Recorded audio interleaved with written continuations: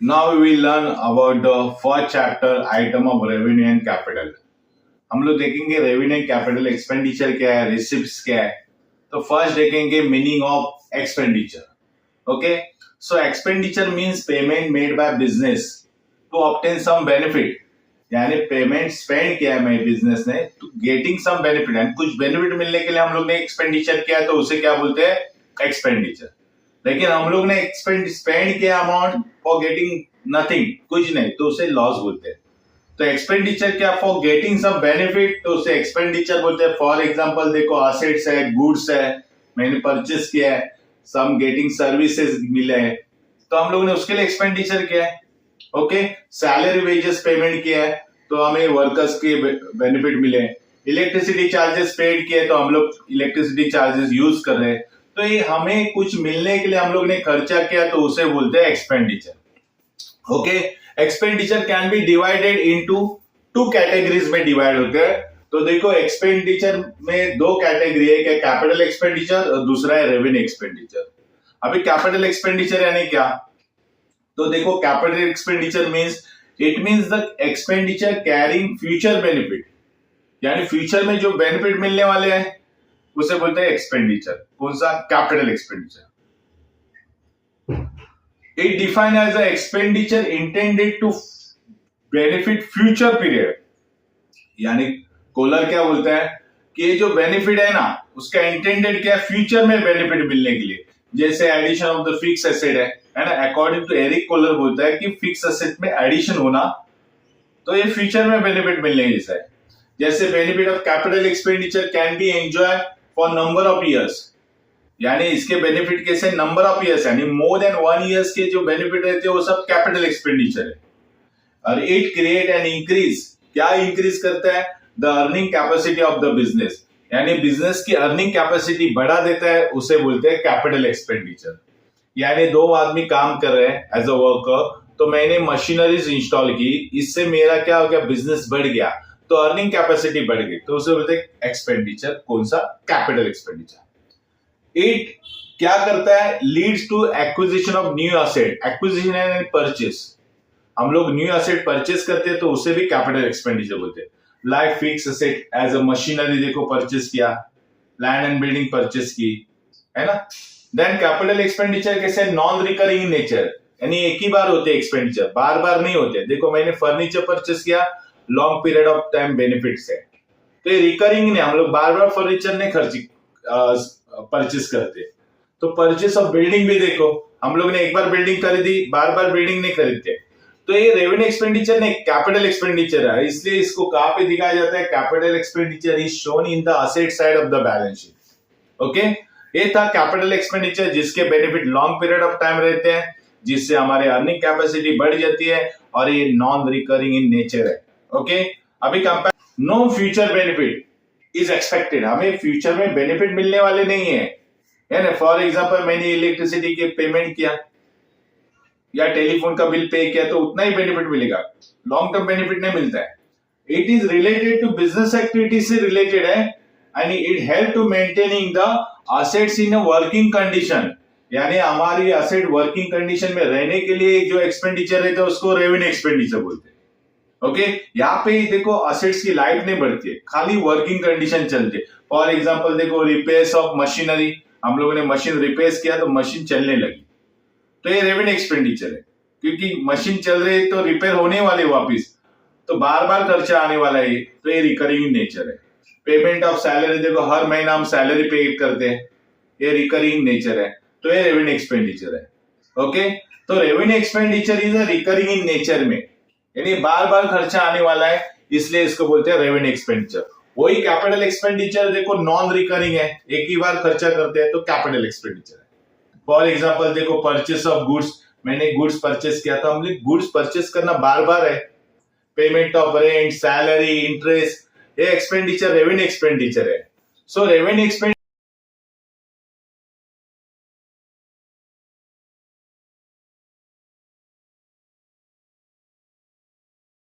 कहां पे है, तो पर्टेनिंग टू करंट ईयर से रिलेटेड है, और कहां पे दिखाते हैं, debit side of the profit and loss account में.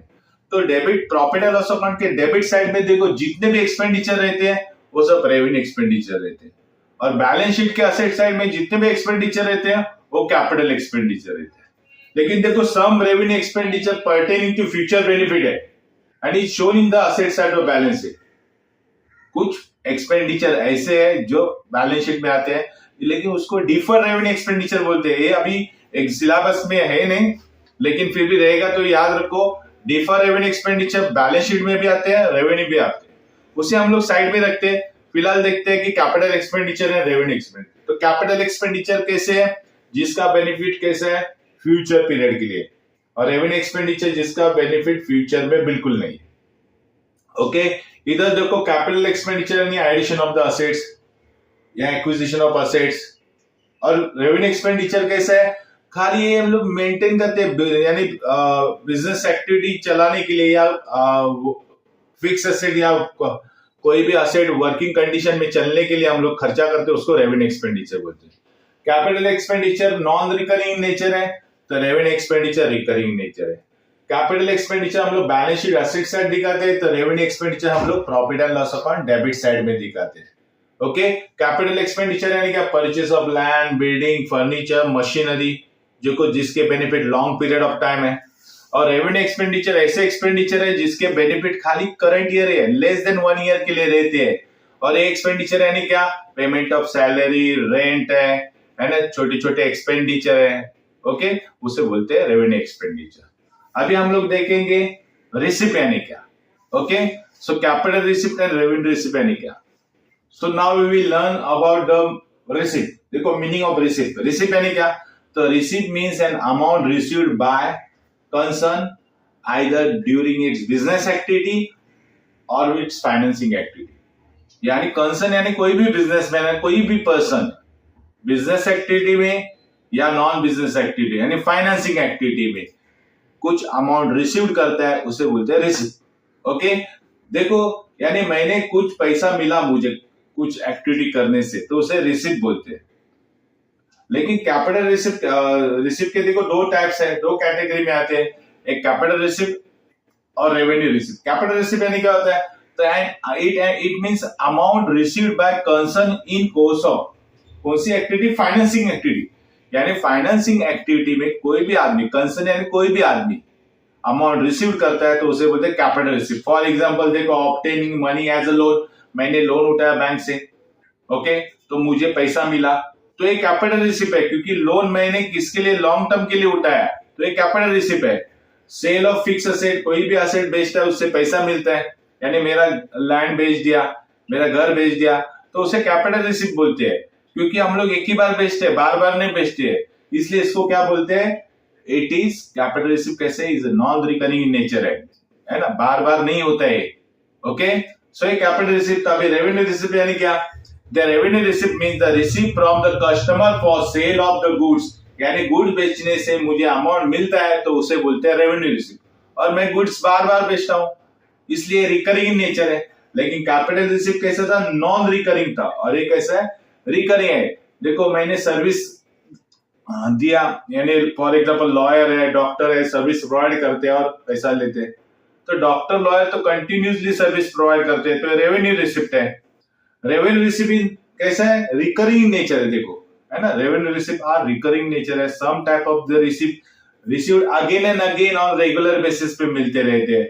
फॉर एग्जांपल देखो, sale of the goods, receipt of interest, मैं गुड्स बेचता रहता हूं, मुझे पैसा मिलता रहता है, तो ये रेवेन्यू रिसिप्ट, क्योंकि रिकरिंग नेचर है। देखो इंटरेस्ट रिसिप्ट क्या, यानी मैं फिक्स डिपॉजिट में पैसा बैंक में रखा है, मुझे इंटरेस्ट मिलता रहता है, तो ये रेवेन्यू रिसिप्ट है। मैंने किसी को लोन यूज करने के लिए दिया, फंड यूज करने के लिए दिया, उसके लिए मेरे को पैसा मिलता है, तो ये कौन सा रिसिप्ट है, रेवेन्यू रिसिप्ट, क्योंकि it is recurring in nature. So capital receipt यानी क्या, नॉन रिकरिंग, और रेवेन्यू रिसिप्ट यानी रिकरिंग। तो हम लोग ने 4 टाइप्स देखे, कैपिटल एक्सपेंडिचर देखा, रेवेन्यू एक्सपेंडिचर देखा, कैपिटल रिसिप्ट देखा एंड रेवेन्यू रिसिप्ट देखा। कैपिटल एक्सपेंडिचर यानी क्या, हम लोग एक ही बार खर्चा करते हैं फॉर लॉन्गर पीरियड बेनिफिट के लिए, यानी मोर देन 1 ईयर्स का बेनिफिट मिलता है हमें, उसे बोलते हैं capital expenditure. For example purchase of land, building, furniture, देखो हम लोग बार बार नहीं खरीदते, एक ही बार करते हैं, इसलिए इसको बोलते हैं non recurring nature. Revenue receipt था जो एक्सपेंडिचर हम लोग करते हैं, स्पेंड करते हैं लेकिन उसका बेनिफिट हम लोग लॉन्ग टर्म के लिए नहीं उठा सकते, शॉर्ट टर्म के लिए यानी करंट ईयर के यानी लेस देन 1 ईयर। तो ये रिकरिंग नेचर है। For example payment of salary, payment of rent, purchase of goods, है ना। एक खर्चा होता है लेकिन उसका बेनिफिट शॉर्ट टर्म के लिए। बाद में हम लोग ने रिसिप्ट देखा था। कैपिटल रिसिप्ट यानी क्या, मैंने लोन लिया तो लोन लॉन्ग टर्म के लिए लेते हैं तो कैपिटल रिसिप्ट। मैंने फिक्स एसेट बेच दिए, मुझे पैसा मिला, कैपिटल रिसिप्ट। ओके। और रेवेन्यू रिसिप्ट यानी क्या, मैं गुड्स बार बार बेचता हूं और मुझे पैसा मिलता है। मैंने बैंक में पैसा डिपॉजिट रखा है, मुझे उसके ऊपर इंटरेस्ट मिलता रहता है, तो ये रिकरिंग है। तो देखो ये कंपेयर करो 4 टाइप्स, जिससे आपसे मालूम हो जाएगा कि कैसे सॉल्व करने का है। अगर आप ये चारों आइटम अगर कंपेयर करोगे तो आपको एग्जैक्टली समझ में आ जाएगा कि कौन से एक्सपेंडिचर है, कौन से रिसिप्ट है, कौन से कैपिटल और रेवेन्यू है। तो ये सब समझने के बाद हम लोग एक क्वेश्चन सॉल्व करेंगे, क्योंकि इसके बाद ही आपको क्वेश्चन सॉल्व करने को आएगा। आइडेंटिफाई करेंगे कि कैपिटल एक्सपेंडिचर है कि रेवेन्यू एक्सपेंडिचर है, कैपिटल रिसिप्ट है कि रेवेन्यू रिसिप्ट है। तो देखेंगे next question. Now we will see the question number 1। State with reason whether the following are the capital और रेवेन्यू एक्सपेंडिचर है। तो हम लोग आइडेंटिफाई करेंगे कि कौन से एक्सपेंडिचर है। देखो पहला क्या, क्वेश्चन नंबर 1 में फर्स्ट है import duty of rupees 26,500 paid on raw material purchase. यानी रॉ मटेरियल जो परचेज किया है उसके ऊपर हम लोग ने इंपोर्ट ड्यूटीज पेड किया। अभी पेड किया तो डेफिनेटली एक्सपेंडिचर है पहला। तो पहला एक्सपेंडिचर डिसाइड हो गया, तो उसमें डिसाइड करो कि कौन सा एक्सपेंडिचर है, कैपिटल है कि रेवेन्यू है। तो देखो रॉ मटेरियल हम लोग परचेज करते हैं, बार बार परचेज करते हैं कि हम लोग रॉ मटेरियल खरीदी करेंगे बेचने के लिए, तो ये उसके ऊपर इंपोर्ट ड्यूटी पेड किया। तो इंपोर्ट ड्यूटी भी बार बार पे करना पड़ेगा, कंटिन्यूसली पे करना पड़ेगा जब भी हम लोग परचेस करेंगे। तो पहला तो एक हो गया रिकरिंग नेचर में हो गया, यानी एक्सपेंडिचर हम लोग बार बार करते हैं। तो डेफिनेटली कौन सा एक्सपेंडिचर है, तो it is a revenue expenditure है। क्यों, as it is recurring nature, क्यों हम लोग एक्सपेंडिचर करते रहेंगे, रॉ मटेरियल तो खरीद करना पड़ेगा, बिजनेस एक्टिविटी है। तो अभी इसके रीजंस क्या लिखेंगे, एक बार मालूम हो गया कि रेवेन्यू एक्सपेंडिचर, तो रीजंस क्या लिखेंगे। तो रीजंस देखो क्या है, so it is a direct cost of normal business activity. ये तो हम लोग की नॉर्मल बिजनेस एक्टिविटी है, खर्चा करना। ओके। और इससे देखो it does not create any assets, इससे कोई भी फिक्स असेट नहीं बन रहा है। तो समझ जाओ therefore it is not a capital asset. तो ये कैपिटल असेट्स भी नहीं है, कैपिटल एक्सपेंडिचर नहीं है। ओके। हम लोग ने शुरुआत में थ्योरी में पार्ट्स में देखे थे, बहुत सारे रीजंस देखे थे, उसमें से भी कोई रीजंस आप लिखेंगे प्रूव करने के लिए कि ये रेवेन्यू एक्सपेंडिचर है, ये कैपिटल एक्सपेंडिचर नहीं है, फिर भी चलेगा।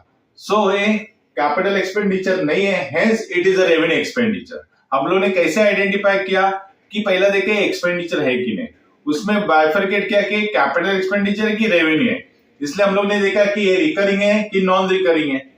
तो परचेस ऑफ कोई भी गुड्स परचेस करते हैं उसके पहले हम लोग इंपोर्ट ड्यूटी पे करते हैं, तो वो रिकरिंग नेचर होती है। तो ये रेवेन्यू एक्सपेंडिचर डिसाइड हो गया, तो उसको एक्सप्लेन करो कि ये रेवेन्यू क्यों है। नेक्स्ट देखो, expenditure of ₹10,000 spent on overhauling machinery, यानी हम लोग ने एक्सपेंडिचर किया है, तो ये कैपिटल ये एक्सपेंडिचर है पहला डिसाइड हो गया। अब ये कौन सा एक्सपेंडिचर, कैपिटल है कि रेवेन्यू है। तो पहला तो ओवरऑलिंग मशीनरी मतलब क्या होता है, ओवरऑलिंग मतलब इंस्पेक्शन। इंस्पेक्शन यानी चेकिंग, यानी मशीनरी चेकिंग करने के लिए हम लोगों ने खर्चा किया।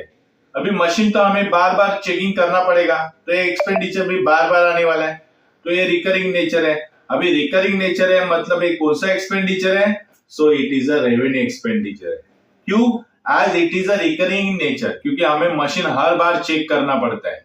और देखो it does not create any asset, और इससे कोई असेट्स नहीं बन रहे, खाली क्या हो रहा है, because it help to maintain the machinery in working condition में चल रही है, यानी मशीन चलने के लिए हम लोग एक खर्चा कर रहे हैं। सो ये रिकरिंग नेचर है, इसलिए it is revenue expenditure. Okay. Next question देखो, cost of construction of building ₹80,000। Identify करें कौन सा एक्सपेंडिचर है, रेवेन्यू है कि कैपिटल है। तो पहला देखेंगे कि हम लोगों ने बिल्डिंग बनाने के लिए खर्चा किया है, तो डेफिनेटली इधर असेट्स क्रिएट हो रहा है, देखो इधर असेट्स बन रही है ना, तो it is a capital expenditure है। As a cost of construction of building creation of the asset, इधर असेट बन रही है और हमें बिल्डिंग तो बार बार नहीं बनाते हैं, सो it is non recurring in nature है, ये रिकरिंग नहीं है, ये रेवेन्यू एक्सपेंडिचर नहीं, ये कैपिटल एक्सपेंडिचर है। ओके, नेक्स्ट देखेंगे fourth one, carriage outward paid of ₹15,000। अभी पेड क्या, तो एक्सपेंडिचर हो गया, मतलब ये रिसिप्ट नहीं है, तो लेकिन ये कौन सा एक्सपेंडिचर है, कैरेज आउटवर्ड, हम लोग बाहर का खर्चा किया है। कैरेज मतलब हम लोग इधर से उधर माल लेके जाने के लिए जो खर्चा करते हैं उसको बोलते हैं कैरेज। आउटवर्ड मतलब बाहर का, यानी फैक्ट्री के बाहर का खर्चा, तो एक्सपेंडिचर है। और देखो कैरेज आउटवर्ड हम लोग करते रहते हैं, इससे कोई असेट्स नहीं बनता है, ये तो नॉर्मल नॉमिनल एक्टिविटी है, बिजनेस एक्टिविटी है, so it is revenue expenditure है एज रिकरिंग इन नेचर, क्योंकि हम लोग माल इधर उधर लेके जाने वाले बार बार होता रहेगा, सो ये क्या है, it is a revenue recurring nature है एंड इट इज इनडायरेक्ट, मतलब ये डायरेक्ट प्रोडक्ट से रिलेटेड नहीं, क्योंकि आउटसाइड हम लोग जो भी फैक्ट्री या मैन्युफैक्चरिंग से बाहर का काम करते हैं तो इनडायरेक्ट एक्सपेंडिचर होता है, लेकिन ये नॉर्मल बिजनेस एक्टिविटी है। Okay, to earning income during the business, यानी बिजनेस में अर्न करने के लिए हमें ट्रैवलिंग का खर्चा लेना पड़ता है, गुड्स इधर उधर लेने के लिए खर्चा करना पड़ता है, so it does not create any assets, इधर कोई असेट्स नहीं बढ़ रही है, तो ये कैसा है, रेवेन्यू एक्सपेंडिचर है। पहला आइडेंटिफाई करो रिकरिंग है कि नॉन रिकरिंग है, फिर आइडेंटिफाई करो इससे असेट बनती है कि नहीं बनती है, और फिर डिसाइड करो ये कौन सा एसेट एक्सपेंडिचर है। नेक्स्ट देखेंगे फिफ्थ वन है लीगल एक्सपेंसेस, ₹14,000 पेड।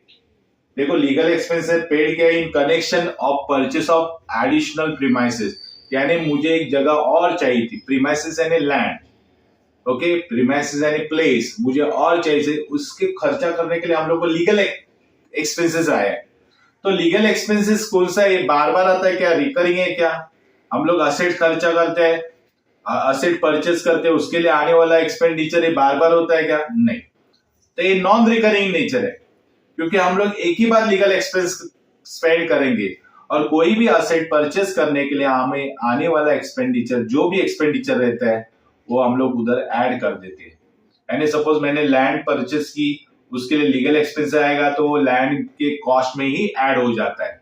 ओके, तो any expenditure spend on purchase of assets, acquiring assets, it is a capital expenditure. तो ये कैपिटल एक्सपेंडिचर है, क्यों, it is non recurring nature है, ओके, बार बार होने वाला नहीं, and legal expense is a direct cost of the acquisition of additional premises, हम additional premises खरीदी करते हैं तो उसके लिए आने वाला कोई भी कॉस्ट रहने दो, जो लेबर कॉस्ट रहने दो या प्रिंटिंग चार्जेस रहने दो या कोई भी एक्सपेंडिचर रहने दो, वो कैपिटल एक्सपेंडिचर होते हैं, hence it is added to the cost of the fix asset में ऐड करते हैं हमें, यानी हम लोग कंप्यूटर भी लाते हैं, उसको लाने वाला खर्चा भी उसमें ऐड करते हैं, हम लोग मशीन, सपोज मैंने एसी इंस्टॉल की, वो इंस्टॉलेशन चार्जेस भी कैपिटल एक्सपेंडिचर है, क्योंकि वो हम लोग एक ही बार करते हैं for purchase and acquisition of assets के लिए।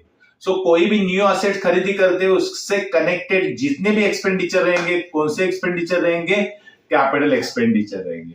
ओके, नेक्स्ट देखो 6.1 क्या बोल रहा है, वेजेस पे टू वर्कर ₹16,000, यानी हम लोगों ने वेजेस पेड किया 60,000 for erection of new machinery, यानी नया मशीन, इरेक्शन यानी इंस्टॉलेशन या fixing of the new machine, नया मशीन मैंने इंस्टॉल करते समय मैंने वेजेस पे किया। मैंने अभी बताया था कोई भी असेट्स से, न्यू असेट्स से, यानी कोई भी असेट न्यू असेट से कनेक्टेड जितने भी एक्सपेंडिचर रहते हैं वो उसमें हम लोग ऐड करते हैं, तो ये कैपिटल एक्सपेंडिचर है।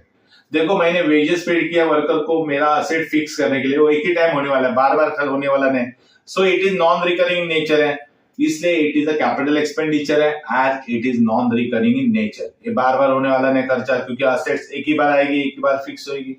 सो wages paid for worker is a part of the cost of the new machinery के पार्ट है, okay, hence it is added to the cost of machinery, machinery की कॉस्ट में ही ऐड हो जाएगा, तो ये रेवेन्यू एक्सपेंडिचर नहीं, बार बार होने वाला खर्चा नहीं है, इसलिए ये कैपिटल एक्सपेंडिचर है।